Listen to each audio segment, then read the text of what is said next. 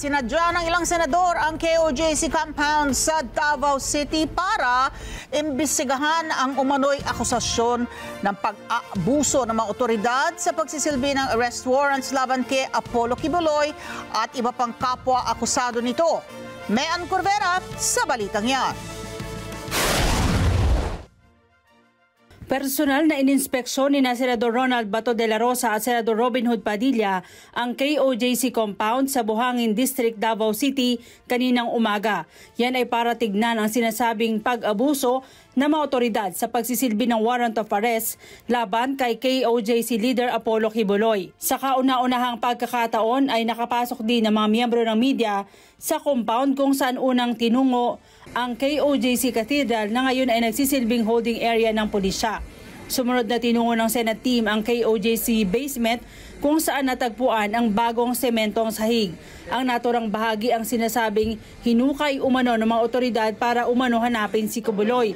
Hindi naman agad nagbigay ng assessment ang dalawang senador makaraan ng ocular inspection.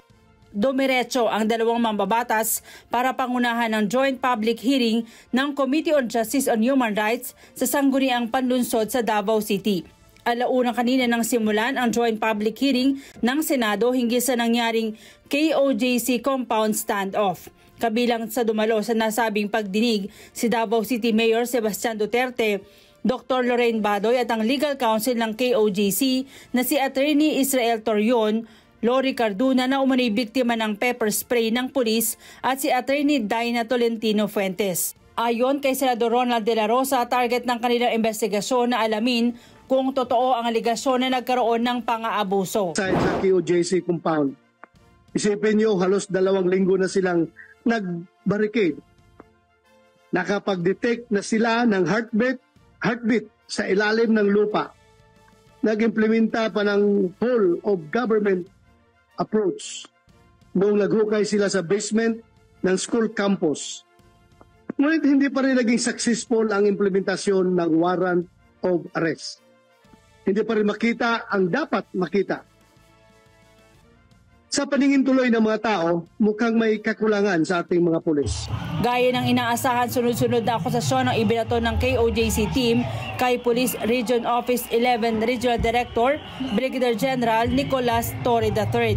Kabilang sa akusasyon ng KOJC team ay ang mga pulis umano ang sanhi ng kamatayan sa isa nilang miyembro na si Edwin Kabatbat dahil hinarangan ang kanilang ambulansya dahilan kaya hindi ito nadala ng ospital.